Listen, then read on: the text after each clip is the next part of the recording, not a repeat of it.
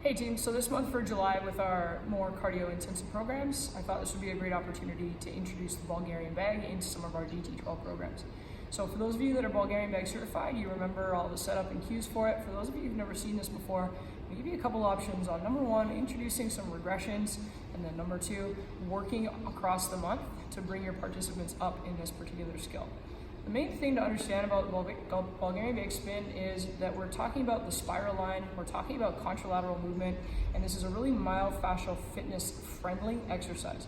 So it's not about it being particularly heavy, but there's this stretch shortening cycle experience that's happening because of the elasticity of the movement. And so really encourage your participants to focus on rhythm and timing versus worrying about load, okay? So the first option on the regression is just to do a lateral lunge. Then we're going to look at something called a counter swing, and then we're going to progress to the full Bulgarian Bag spin. Go. All right, so let's talk about the progression of movements that are going to take our participants up towards the Bulgarian Bag spin.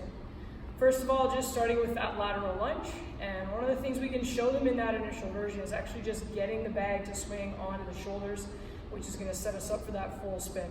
So if we were to start with nice grip on the handles, feet wider than shoulder width apart, what I like to say is imagine you're putting on that Dr. Strange cape. So you're going to take it around behind your head and then pull it onto the shoulders, okay? In this movement, really a good idea to keep the elbows up nice and high, so the feet pointing straight forward. And when we drop down to one side, really important to keep that opposite side foot pressing down to the ground. So the inner edge of the foot stays glued down when we go side to side. So we really want to make sure that both feet maintain a really solid connection with the floor when we're doing that lateral lunge. The reason for that is now that we go and move into the counter swing, the whole idea is the push and pull between the feet is actually what moves the bag. So your arms are just steering, they're not actually lifting very much weight. So for the counter swing, I'm going to send the bag to my right, I'm going to bend my left knee at the same time. So that's what makes it opposites. So pull to the right, bend to the left is actually how I want to start that movement. And then once I've got that, then I just let the bag do its swing. And the way I move the bag is by pushing from side to side through my lunge. So hips low and back, feet stay glued to the floor, and the bag's just moving as a result of the momentum that I'm creating.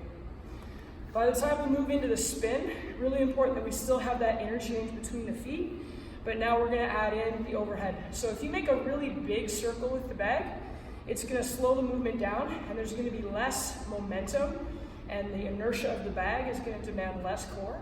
The tighter we make the circle, the faster it'll go, and the more momentum and inertia we're going to have to fight back against to keep form, okay? So really big circle. What I'm doing is pushing through my feet and steering with my arms. So I'm pushing and there's a little bit of a spin side to side through the hips. As that circle gets tighter, you'll see how it's moving a little bit faster.